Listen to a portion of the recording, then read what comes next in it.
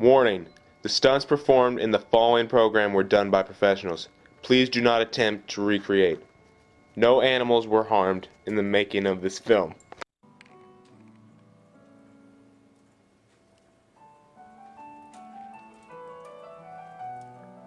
Oh! Sorry, I didn't hear you come in. Please, have a seat.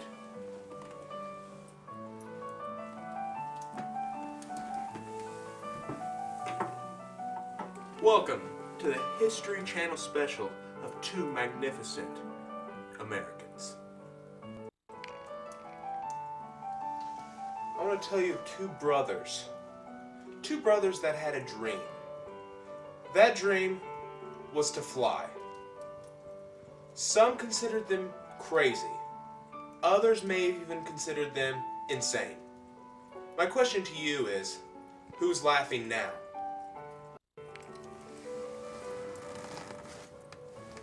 Before we begin our saga, I want to give you a little background information into the lives of the Wright brothers. Young Wilbur was born on April 16, 1867 in Millville, Indiana. 4 years later, his younger brother Orville was born on August 19, 1871 in Dayton, Ohio. Let us begin our story, which was truly an adventure, with its ups and downs, and that way we can see how much of an adventure it truly was. Let us now look back upon their lives. Towards the end of his high school career, Wilbur Wright had developed a reputation as a gentleman, an athlete, and a scholar. He was bound for Yale, but he gave up his educational dreams in order to take care of his sick mother who had tuberculosis. Mom, I'm here to take care of you, Mom. It'll be better. I'll take care of you, Mom. Here, all you need is some medicine. Here, just you eat it. You take this and you'll be feeling better. Come on, you gotta take all of it, Mom. All of it. All of it. Oh, God. No, Mom. Mom. Mom. Oh, God. Oh, oh. She's dead. Oh, God. Sorry about that. It was getting a little too emotional. We had to cut that scene short. But as you can tell by young Wilbur's reaction, his mother's death really bothered him, as well as his brother Orville. It was around about this same time that Orville decided to drop out of high school. This was so that he could pursue his other interest, the printing business. As the Wright brothers would soon find out, the printing business was not quite as easy as they had previously thought.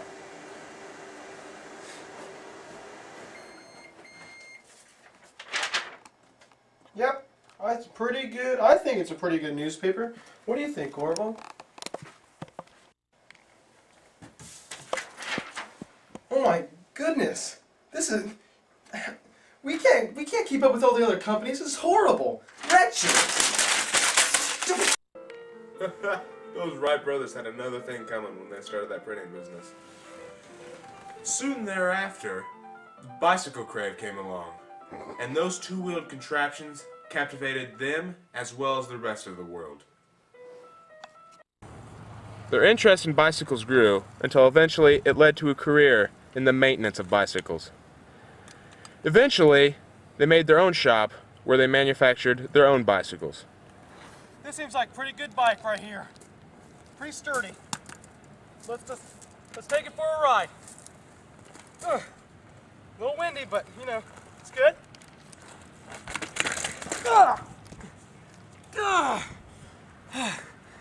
Well, I see that's a good bike. Just needs a little better rider.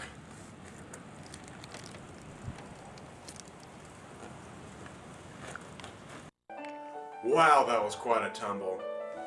The truth is, the Wright brothers had a fair amount of success in the bicycle industry, but it's not where their hearts lied. Their hearts lied in the sky. That interest developed much earlier than their bicycle maintenance days, though. Milton was often not at home due to church business, but he brought back toys for his sons on many occasions. One toy in particular caught their interest. Orville, would you like a toy helicopter? Throw it. It flies! That's right. Wilbur, what do you think of yours?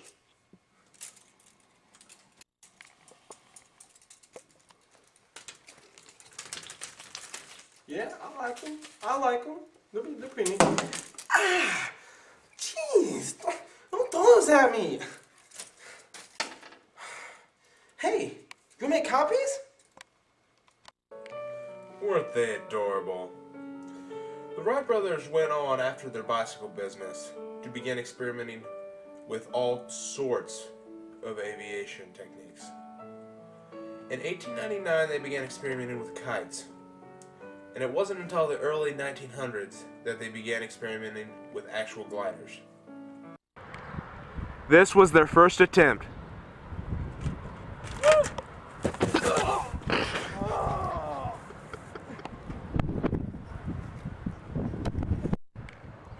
This was their second attempt.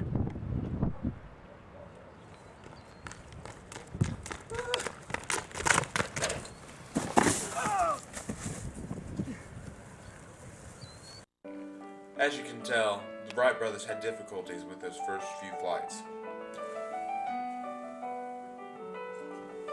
Oh, that's hot.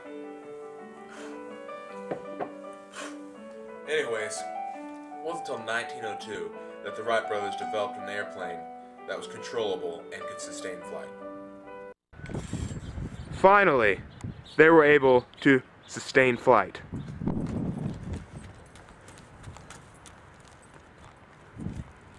Woo! You getting this?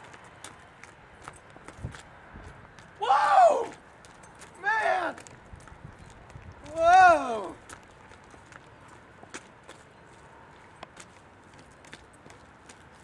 Can you believe it? They actually flew.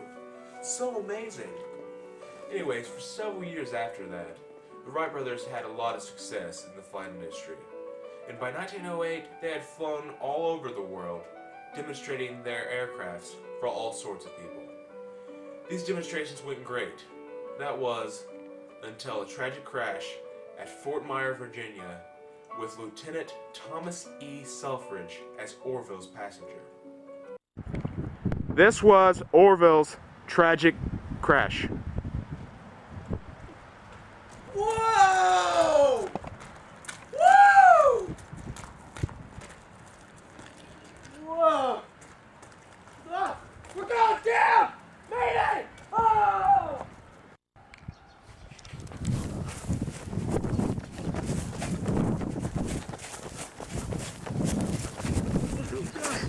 Oh.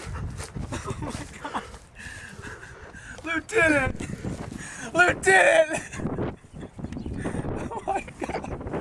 Oh God! Ah!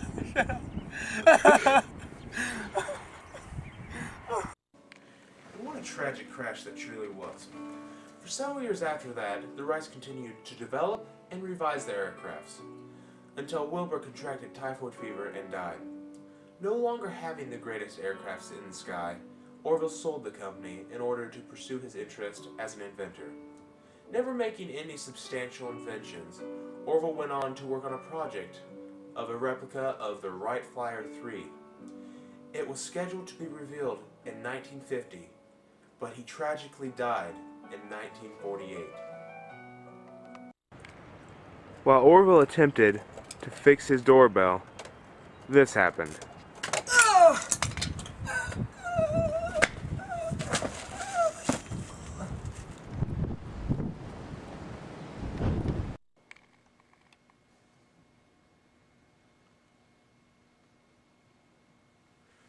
Well, thanks for joining me on this journey. It's been a pleasure sharing it with you.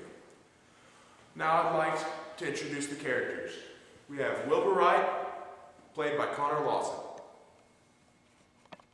and Orville Wright, played by Connor Lawson. It was also narrated by myself, Brett Crawford.